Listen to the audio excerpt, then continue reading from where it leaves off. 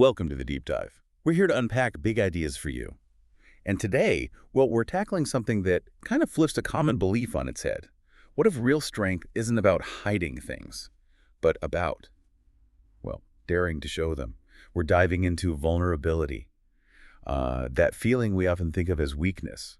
And we'll explore how embracing it might just reshape, well, everything. It's a huge topic, absolutely. And for this deep dive, we're really leaning on Brené Brown's work, specifically her book, Daring Greatly.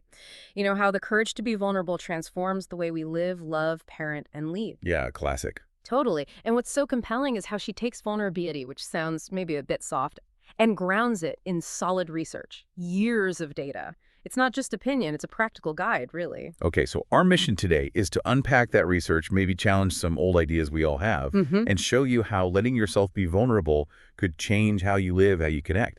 Because let's face it, that word vulnerability usually brings up feelings of, I don't know, risk, danger even. Exactly, like something you're supposed to avoid. Right. And that's where Brown's work is so, well, revolutionary, I think. She argues, pretty convincingly, based on the data, that vulnerability isn't weakness at all. It's actually the birthplace of courage, connection, joy, all the good stuff. Wow. So not weakness, but the source of strength. Pretty much. It comes from her research into things like shame, fear, our basic need to belong. The data points to this. A joyful life doesn't come from being invulnerable, from building walls. It comes from the opposite, from, embracing that we're not perfect and being willing to be seen anyway. Yeah, I think we all feel that pressure, though, right? The be tough message. Don't let them see you sweat. That whole idea. Definitely. It's everywhere. We think showing a crack is like an invitation for trouble. Or that we'll just crumble. But Brown points out this paradox. Trying so hard to protect ourselves, that's what actually cuts us off. Cuts us off from love, from belonging, Right. the things we actually want most. Precisely. It's like building a fortress, but locking yourself inside. This protective instinct, it feels right in the moment, but it keeps us on the sidelines of our own lives. Brown calls it the vulnerability armor, these shields we put up. Okay, vulnerability armor. That sounds protective, but maybe also heavy. Are these things we consciously put on, or is it more subtle? Like, how does this armor actually show up? That's a really good point. It's often subtle. We might not even realize it's armor. Brown points out a few big ones.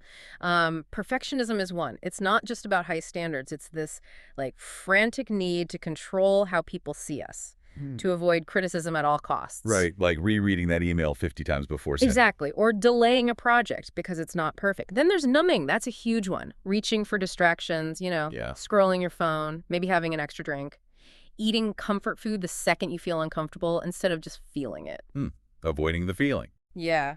And even busyness, just staying constantly busy, busy, busy. It can be armor, too. It stops us from having to feel difficult things or really connect. And the real kicker, like you said, is that while it feels protective, it blocks out the good stuff, too. Joy, connection, all of it. So about that numbing, if that's a go-to strategy, can we actually choose what we numb? Can I just, turn down the volume on fear or disappointment but keep the joy cranked up? That's one of the most critical insights, I think, Brown says. Absolutely not. We cannot selectively numb emotions, our emotional system. It's kind of all or nothing. If you try to shut down the difficult feelings, fear, sadness, disappointment, you inevitably dull the positive ones, too. Yeah. You numb the fear. You also numb the joy, the gratitude, the happiness. It's a package deal. Wow. Okay. Which actually makes me think of another thing she talks about. If we can't fully feel joy, or maybe we're scared to, what happens when it actually shows up? She calls it foreboding joy, right? I know I've done this. You get good news, or you're just having a really nice moment and bam, your brain is like, okay, what could go wrong? It's almost funny how quickly we can undercut our own happiness. It is. And Brown's point is so sharp here. This foreboding joy, this rehearsing tragedy, it doesn't actually soften future blows. It just steals the happiness you have right now. We think we're preparing, but we're just squandering the present moment. Why do we do that, though? Is it just habit? Well, she links it to a deeper thing, a scarcity mindset. This underlying belief that there isn't enough good stuff to go around, not enough love, success, happiness. So when we get some, we feel like we have to guard it, or that it's bound to disappear. We can't fully trust it. Right, the waiting for the other shoe to drop feeling. Exactly. It keeps us armored up. Okay, so if scarcity thinking keeps us armored and, well, kind of miserable, what's the alternative? How does Brown suggest we shift away from that not enough feeling? Her counter is powerful. Actively cultivate an I am enough mindset. And this isn't just like, a cheesy affirmation. It's deeper. It's about truly believing in your inherent worthiness, Yeah. that you're valuable now, just as you are. Not because of what you achieve or what others think, but just because you are. That feels big. Foundational. It is. Brown argues that this belief in our own worthiness, that's the foundation. It's what makes risking vulnerability even possible. Without feeling enough, lowering the armor just feels way too terrifying. Okay, I am enough. That's a huge takeaway right there. And it connects directly to another really key part of her work. Yeah. Understanding shame and building resilience to it. But first, shame and guilt, they feel similar, but she makes a crucial distinction, right? Absolutely critical, yes. This difference is maybe one of the most impactful things she teaches. Guilt, she says, is I did something bad. Okay, action-focused. Right. It's uncomfortable, sure, but it can actually be helpful.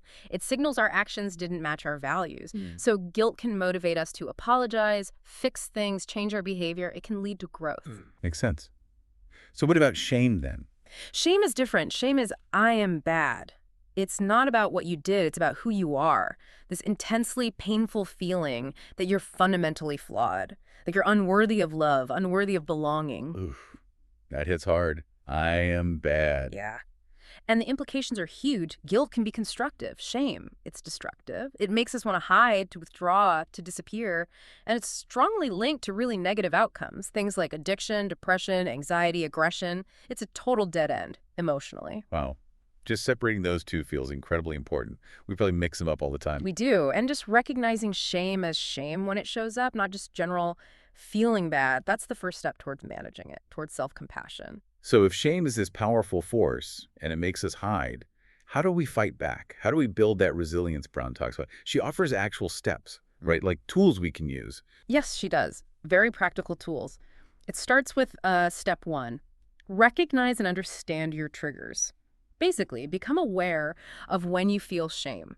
What situations, what thoughts, what interactions. Is it when you get critical feedback, when you compare yourself online, when you feel judged? You have to notice it first. You can't deal with something if you don't even realize it's happening. Right, that awareness piece again. Okay, so I notice I'm feeling shame. What's next? Just sit with it. Well, noticing is key, but then comes step 2. Practice critical awareness. This means questioning the messages driving the shame, really interrogating them. Ask yourself, is this expectation realistic? Is it even mine, or is it something I absorbed from society or my family? Are these thoughts actually true, or just that old shame tape playing? It's about challenging that I am bad narrative. Kind of like fact-checking your own shame spiral. Kind of, yeah. And then there's step 3, which Brown stresses is the most crucial, even though it feels like the hardest thing to do when you're ashamed. Let me guess. Yeah. Talk about it. Exactly. Reach out and connect. Talk to someone you trust, someone who can offer empathy. Our instinct when we feel shame is to isolate, to pull back. But shame needs secrecy to survive. The antidote is connection. Sharing your story with someone who gets it, who doesn't judge. Why is that empathy piece so important? Because shame thrives in silence and judgment. It grows in the dark. But when you share your shame story, I felt so ashamed when X happened, and the person responds with empathy. It's like, oh man, I felt that way too, or that sounds incredibly hard. It just disinfects it. Suddenly it's not this huge dark secret that makes you uniquely flawed. It's just human. Shared. Empathy breaks the shame cycle. Speaking it strips its power. It's incredibly liberating. That makes so much sense. Sharing the burden, almost. You know, it's easy to hear all this and think it's just about, like, personal growth, my own feelings.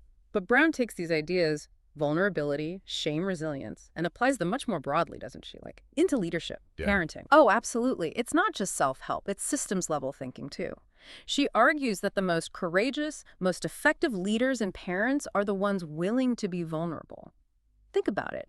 So many organizations, companies, schools are kind of built on shame and comparison, even if unintentionally. How so? Well, cultures where mistakes are punished harshly, where asking for help is seen as weakness, where people are afraid to speak up or try new things for fear of failing or looking stupid, that breeds disengagement, kills innovation, erodes trust. People are just protecting themselves. Playing it safe. Exactly. Now, imagine the opposite.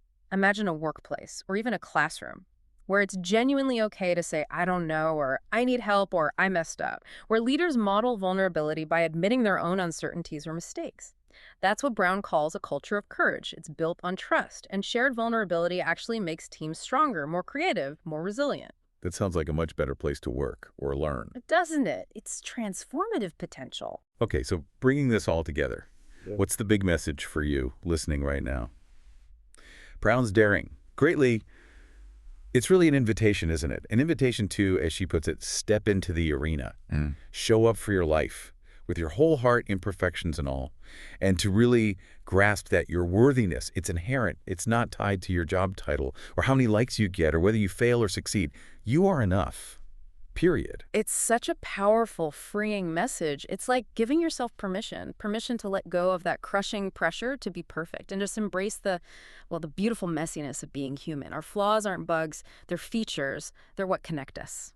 So maybe a little challenge for you this week. Think about one small way you could choose to be a bit more vulnerable, maybe at work. Like instead of pretending you know everything, maybe try asking a question or admitting you're not sure about something. Brown suggests this builds trust, doesn't diminish you. Definitely. Or maybe it's personal. Maybe it's being a little more open about a struggle, feeling anxious, feeling overwhelmed. So many of us feel this stuff. Sharing that, even with just one trusted person, it can feel scary, but it often leads to deeper connection.